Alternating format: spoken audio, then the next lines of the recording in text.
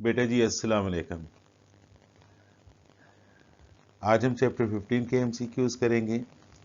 Chapter 15 का नाम है ट्रिग्नोमेट्री। ट्रिग्नोमेट्री का मतलब है ट्राइंगल को स्टडी करना, मैथमेटिक्स की वो ब्रांच जिसमें ट्राइंगल को स्टडी किया जाए।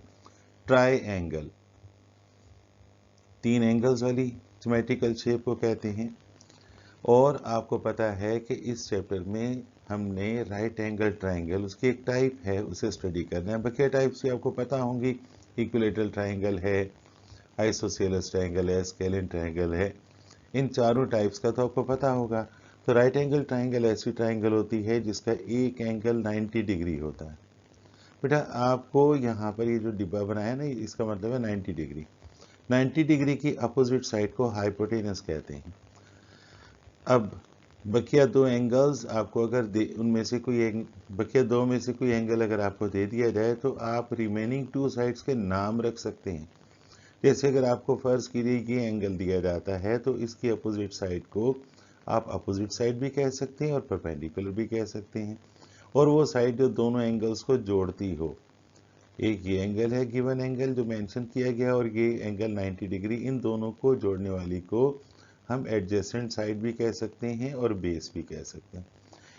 अगर आपको ये एंगल दिया जाए, ये वाला एंगल, तो इस एंगल की अपोजिट साइड को परपेंडिकुलर कहेंगे, दोनों एंगल्स को जोड़ने वाली साइड को बेस कहेंगे और 90 डिग्री की अपोजिट साइड को आप हाइपोटेनस का नाम देंगे। तीनों साइड्स के नाम रखने के साथ साथ आपको इनके रेशियोज का भी पता होना चाहिए। एंगल के लिहाज से इनके रेशियोज जो हैं वो 6 हैं। एक है साइन ऑफ गिवन एंगल जो परपेंडिकुलर अपान हाइपोटेनस के बराबर होता है। दूसरा कोसाइन ऑफ गिवन एंगल यानी कोस थीटा जो बेस अपान हाइपोटेनस के बराबर होता है। और तीसरा टेंजेंट ऑफ गिवन एंगल जो टेन थीटा यहाँ कहलाएगा और वो परपेंडिकुलर अपान बेस होता है।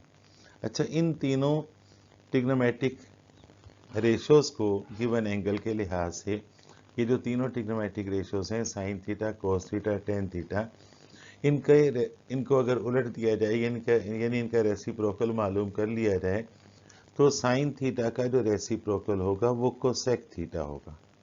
और याद रखिएगा ये हाइपोटेनियस अपान परपेंडिकुलर के बराबर है। कोस थीटा का रेसिप्रोकल जो है वो सेक थीटा है और ये हाइपोटेनियस अपान बेस के बराबर है। जबकि टेंजेंट थीटा का जो रेसिप्रोकल है वो टेंजेंट थीटा या कोट थीटा है और ये बेस अपान परपेंडिकुलर के बराबर है। आपको पता है ना कि इन तीनों साइड्स की जो लेंथ्स हैं आपको दे रखी हैं, इन तीनों साइड्स की लेंथ्स आपको दे रखी हैं।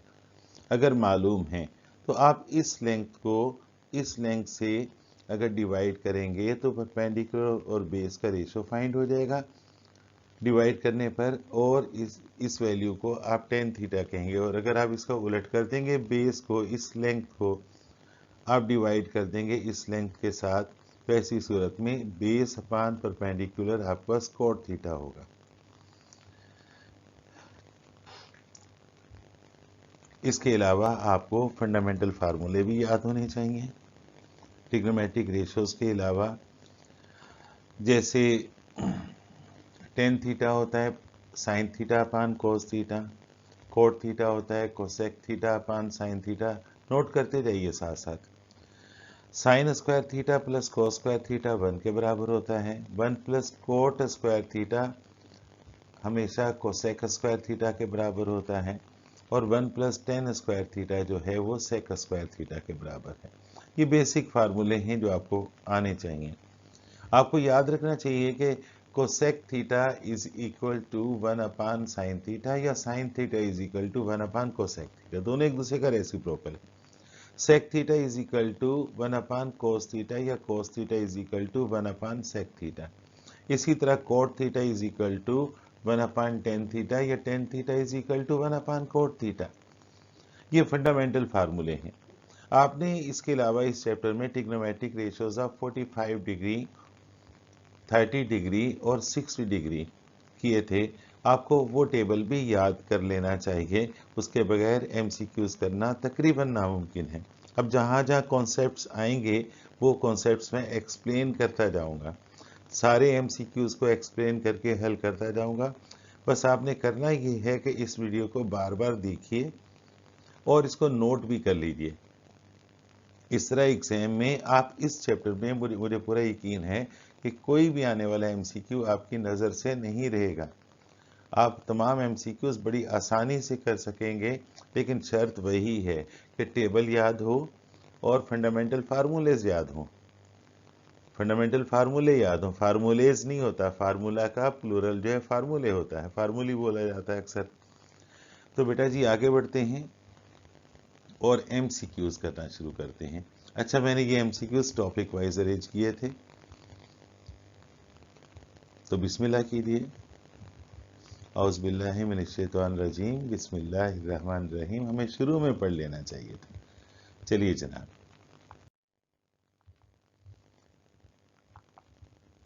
ये एमसीक्यू 2019 में आया था।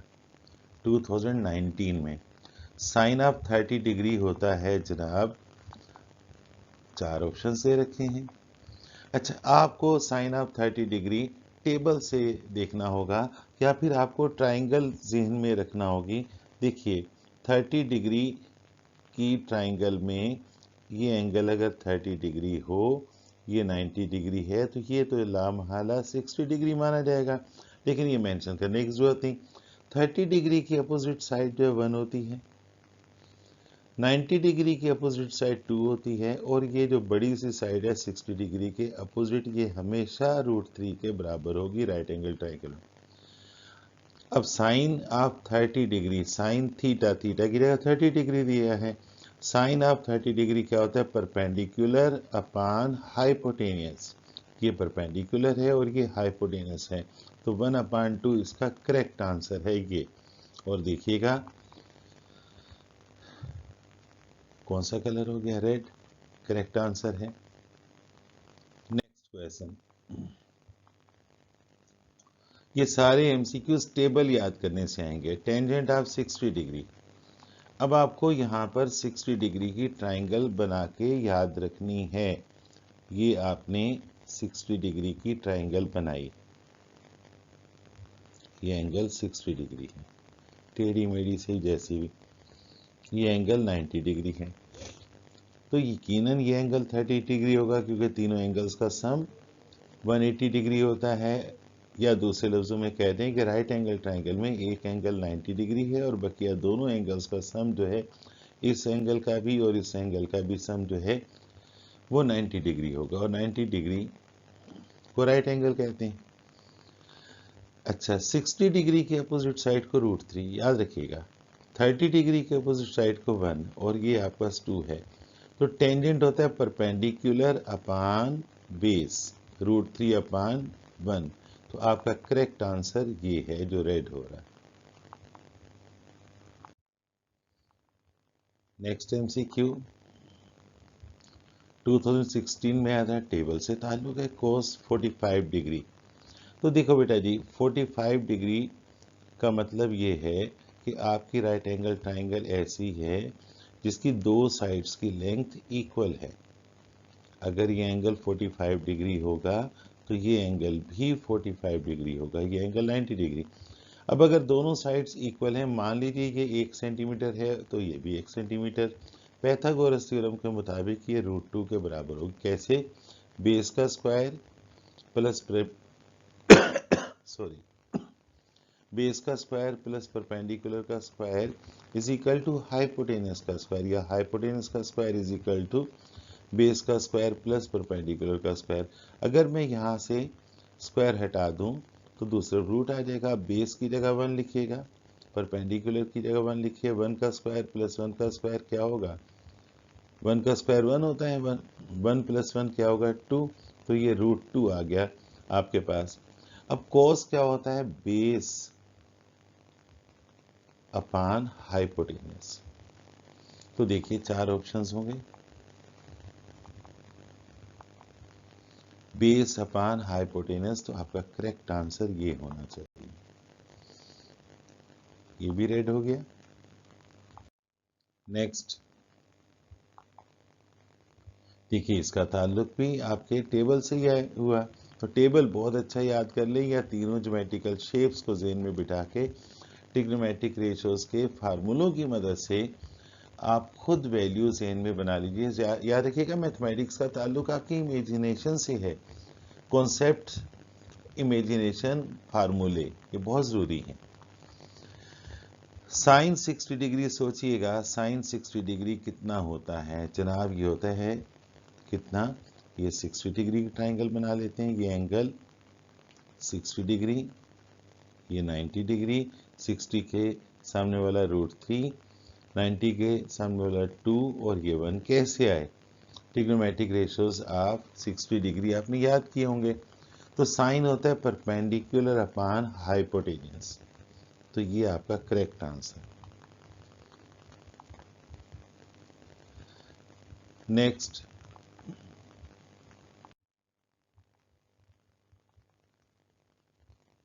Cosec 30 degree.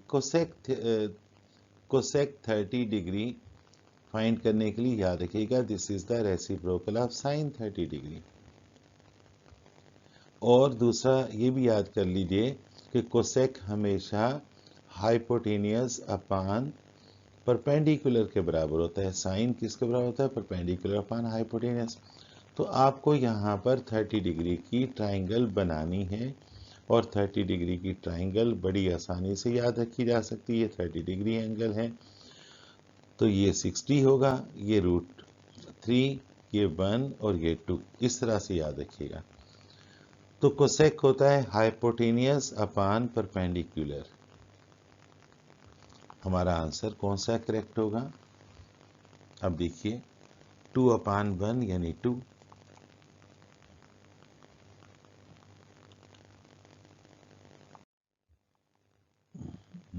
नेक्स्ट है सेक 60 डिग्री, बिल्कुल उसी तरह से वही ट्राइंगल आपके सामने है। ज़हन में लाइएगा, आपके पास आंसर क्या आएगा? ये पिछली ट्राइंगल 30 डिग्री की थी, ये ट्राइंगल 60 डिग्री की। यहाँ पर आपको कुछ फार्मूले और भी याद कर लेने चाहिए। एक फार्मूला था, आपने सीखा था, sine 90 minus theta is equal to cos theta. cos 90 minus theta is equal to sin theta. Tangent of 90 minus theta is equal to cot theta. ये फार्मूले याद कर लीजिएगा। इसी तरह sec 90 minus theta is equal to cosec theta, और cosec 90 minus theta is equal to sec theta. अब देखिए, अगर मैं इस फार्मूले के तहत इसे करता हूं और यहां पर 60 रखता हूं, तो यहां पर भी मुझे 60 रखना पड़ेगा। तो सेक 90 माइनस 60 कितना होता है? सेक 90 माइनस 60 कितना होता है? सेक 30 डिग्री।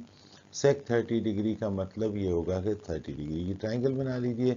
वैसे लाजमी नहीं है, अभी ये बाद में कॉन्सेप्ट अप्लाई करेंगे।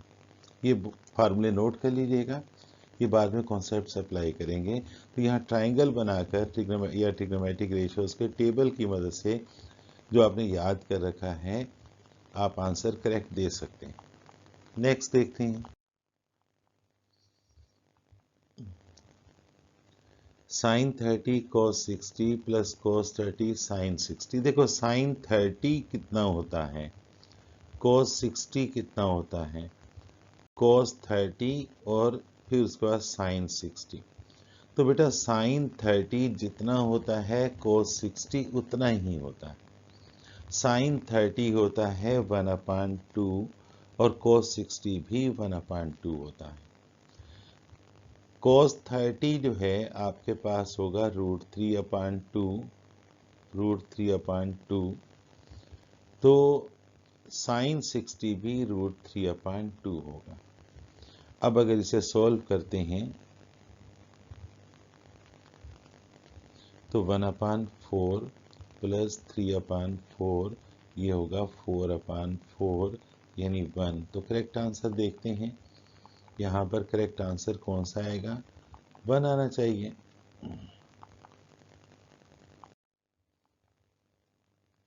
देख रहे हैं, अगर आपको टेबल याद है तो बड़ी आसानी हो जाएगी। 1 + tan स्क्वायर थीटा हमेशा sec स्क्वायर थीटा के बराबर होता है। ये फंडामेंटल फार्मूला है और इसका ऑप्शन जो है फार्मूला है 1 + tan स्क्वायर थीटा हमेशा बराबर होता है sec स्क्वायर थीटा के। तो आपका करेक्ट आंसर जो है वो ऑप्शन बी होगा। नंबर 9 है √1 - sin square theta is equal to what. तो यहाँ पर 4 ऑप्शंस दे रखे हैं। देखो 1 - sin स्क्वायर थीटा तो cos स्क्वायर थीटा के बराबर होता है। तो √1 - sin स्क्वायर थीटा का मतलब √cos स्क्वायर थीटा। तो cos का स्क्वायर और रूट एक दूसरे को कैंसिल कर देंगे, तो करेक्ट आंसर आपके पास cos थीटा होगा। ये भी फार्मूला आपको याद करना पड़ेगा। मैंने इनके प्रूफ भी करवाए हैं। मेरा हाल है 15 या 13 लेक्चर्स मैंने रिकॉर्ड किए थे चैप्टर 15 के। आपको एक एक अटेंड करना चाहिए, क्योंकि आगे आपको फर्स्ट ईयर में ट्रिग्नोमेट्री के 5 चैप्टर्स करने, 9, 10, 11, 12, 13 5 चैप्टर्स ट्रिग्नोमेट्री के पढ़ने हैं आपको आगे।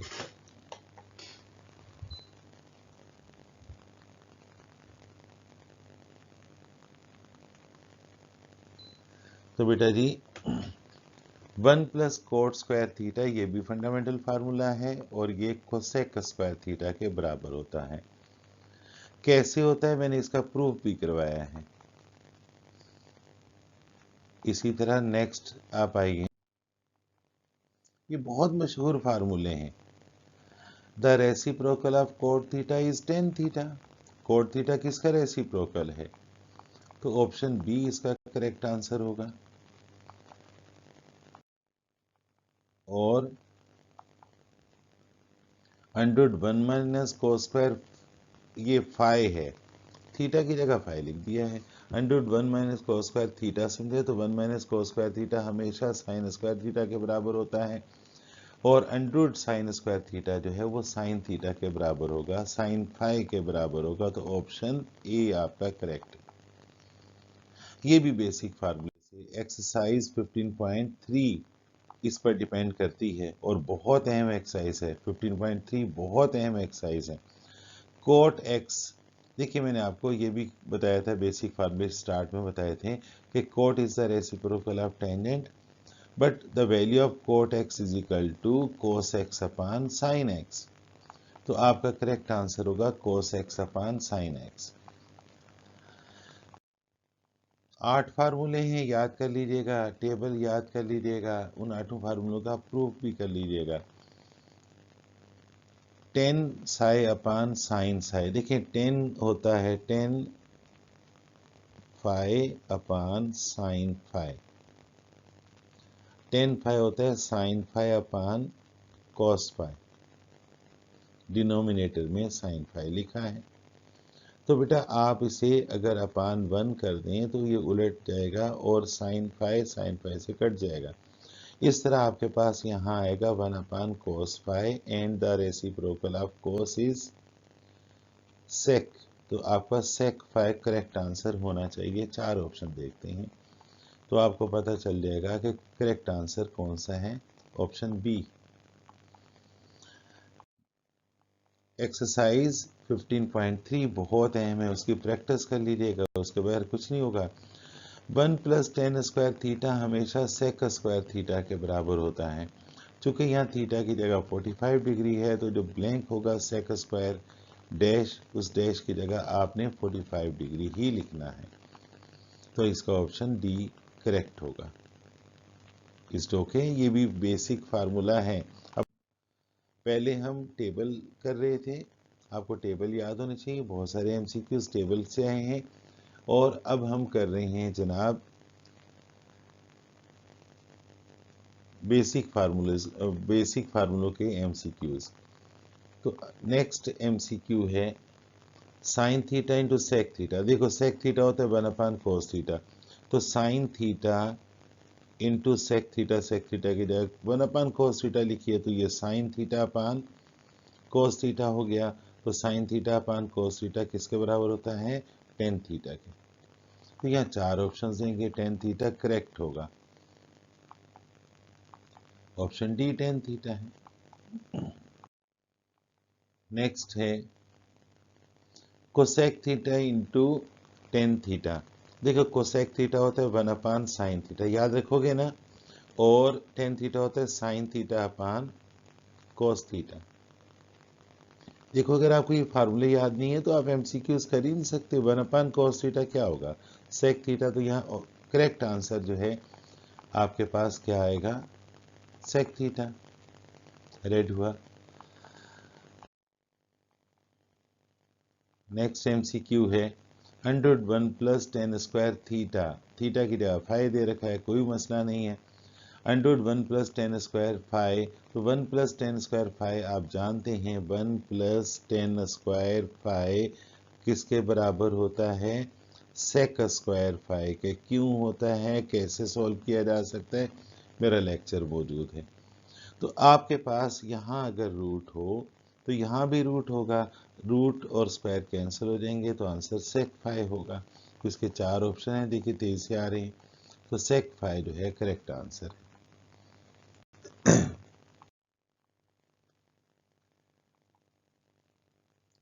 Ten phi into cot phi, देखिए दोनों एक दूसरे का रेसिप्रोकल है। Tan phi into cot phi की जगह 1/tan फाई रखिए, कट जाएंगे दोनों, और इस तरह से आपके पास आंसर 1 आना चाहिए, और 1 इज द करेक्ट आंसर। 20 है tan phi into cos phi. देखो टेन फाई होता है sine phi upon cos phi into cos phi की जगह कॉस फाई लिखा रहने दीजिए, ये इससे कट जाएगा तो आपका आंसर आएगा साइन फाई। फार्मूले याद हैं तो सब कुछ है, वरना तो रट्टा ही लगेगा बेटा। फार्मूले याद करिए, समझ के याद कीजिएगा। पहले पहले आपने राइट एंगल ट्राइंगल की तीनों साइड्स के नाम रखना सीखने हैं कि क्यों रखे, कैसे रखे। उसके बाद तीनों साइड्स की लेंथ्स को आपस में डिवाइड करने के 6 तरीके हैं, और उन 6 तरीकों के नाम आपने याद करने हैं। Sine theta, cos theta, tan theta. Sine theta होता है परपेंडिकुलर अपान हाइपोटेनस, कोस थीटा होता है base upon hypotenuse, tan theta होता है परपेंडिकुलर अपान बेस, और उनके रेसिप्रोकल होते हैं कोसेक थीटा, सेक थीटा और कोट थीटा। ये ट्रिग्नोमेट्रिक रेशियोज आपने याद करने हैं, समझ के याद करने हैं, ये रट्टा नहीं है। उसके बाद इनसे जो फार्मूले बनेंगे वो कैसे फार्मूले बने हैं वो मैंने आपको उनका प्रूफ करवाया है। उसके बाद आपने trigonometric ratios of 30 degree, 45 degree और 60 डिग्री कैलकुलेट करना सीखने, और एग्जाम में इस साल बहुत अहम है।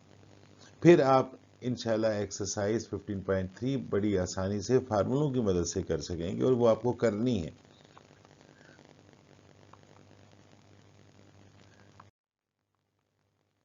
नेक्स्ट एमसीक्यू है cos 90 माइनस थीटा। वो जो मैंने स्टार्ट में आपसे कहा था कि फार्मूले लगेंगे कोसेक 90 माइनस थीटा बराबर होता है सेक थीटा के। मैंने क्लास में कहा था ये फार्मूले कल्टी खा जाते हैं, याद है ना आपको। तो इसका आंसर क्या होगा, अगर यहाँ 30 डिग्री लिखा जाए तो आपके पास यहाँ भी 30 डिग्री ही होगा। तो आपका आंसर यहाँ पर क्या होगा, 30 डिग्री। करेक्ट आंसर 30 है।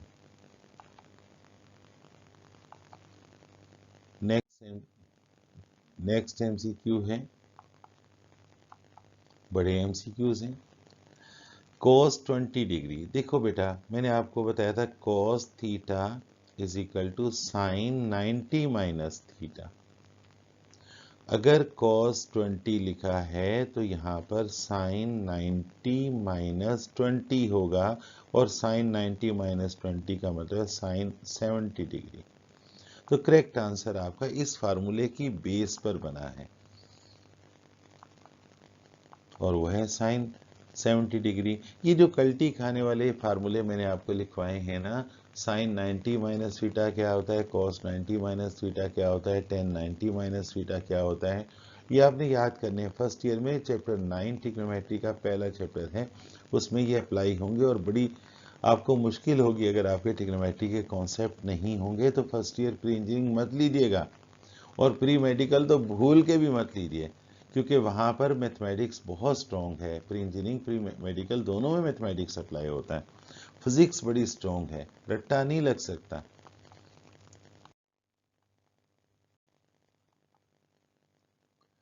इसी तरह cos 80, देखिए cos theta is equal to sine 90 minus theta. अगर यहाँ cos 80 लिखा होगा, सॉरी, तो साइन 90 माइनस 80 लिखोगे, और साइन 90 माइनस 80 आप जानते हैं साइन ऑफ 10 डिग्री होगा। तो आपका ये 2013 में आया था एमसीक्यू, तो आपका आंसर क्या होना चाहिए, साइन ऑफ 10 डिग्री।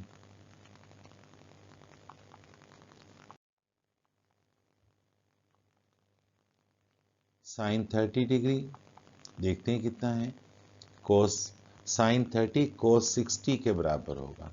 अच्छा, टेबल भी तो आपको याद है ना, साइन 30 जो है वो टेबल के लिहाज से 1/2 है, और cos 60 जेन में लाइएगा। टेबल है ना आपके जेन में, या आपके पास ज्योमेट्रिकल शेप्स होंगी, तो cos 60 आपके पास कितना था, 1/2। साइन 30 और cos 60 का सेम आंसर है, तो आपका करेक्ट आंसर cos 60 होगा।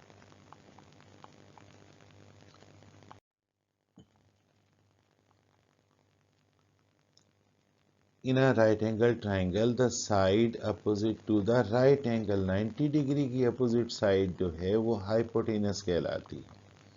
तो करेक्ट आंसर यहाँ पर क्या होगा, हाइपोटेनस। साइड्स के नाम रखना सबसे पहले सीखने हैं।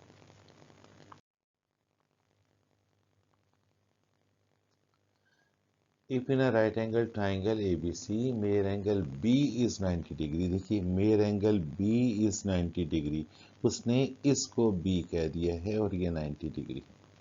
ज़ाहिर इस कोने को हम A कहते थे, लेकिन पहले हम इस वर्टेक्स को B कहते थे, उसने यहाँ पर इसको B कह दिया। अब हम इस वर्टेक्स को C कहेंगे, और वो कहता है कि जनाब mayor angle B is 90 degree and the measure of its sides ABC। अब इस साइड को आप जानते हैं, इस साइड को आप C कहते हैं, इस साइड को आप A कहते हैं, और इस साइड को आप B कहते हैं। और कहते हैं A कितना है 6, B कितना है 8, और C कितना है, सॉरी B कितना है 10, और C कितना है 8। कहता है then tangent of major angle A, इस एंगल के लिहाज से टेंजेंट क्या होगा, परपेंडिकुलर अपॉन बेस। तो परपेंडिकुलर अपॉन बेस क्या हो गया, 6/8 यानी 3/4। तो करेक्ट आंसर ये होना चाहिए, परपेंडिकुलर अपॉन बेस। A/C यहाँ बन रहा है, इस ट्राइंगल के लिहाज से बन रहा है। तो आपके पास ऑप्शंस दे रखे हैं, और देखते हैं यहाँ हमने ये गलती कर ली है, नहीं कोई गलती नहीं की। देखें यही करेक्ट आंसर है, मैंने पहले से स्लाइड तैयार कर रखी थी, मैं भी बड़ा चालाक हूँ।